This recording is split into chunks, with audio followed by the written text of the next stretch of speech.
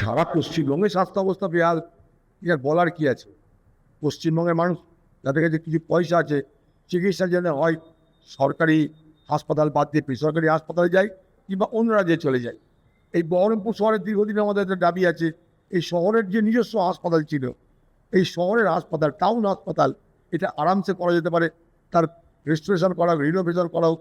এই যে আমাদের কল্পনা হাউসের পাশে যে আমাদের এখানকার যে পুরনো হাসপাতাল ছিল আমাদের, সেটা বন্ধ হয়ে গেছে। সমস্ত পরিকাঠামো আছে, হাসপাতালে চালু করা হচ্ছে না। শহরের মানুষ এই হাসপাতালটা চালু হলে অনেক সুযোগ সুবিধা পায়। সে হাসপাতাল চালু করারও দীর্ঘদিন আমাদের দাবি আছে। পশ্চিমবঙ্গে স্বাস্থ্য ব্যবস্থা তো বেহাল হয়েই আছে, আর নতুন করে কি বলবো এটা নিয়ে?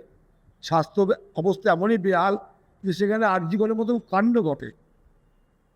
এই হচ্ছে পশ্চিমবঙ্গের সবচেয়ে মুর্শিদাবাদ জেলায় নিশ্চয়ই এটা প্রশ্ন উঠবে।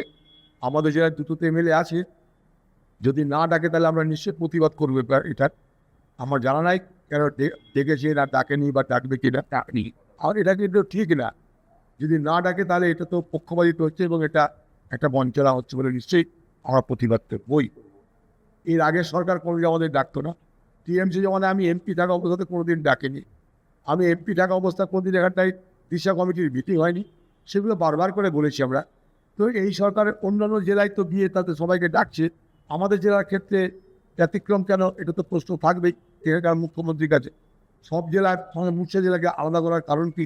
আমাদের জেলা কী অন্যায় করলো যেখানে এমএলএদের ডাকা হবে না?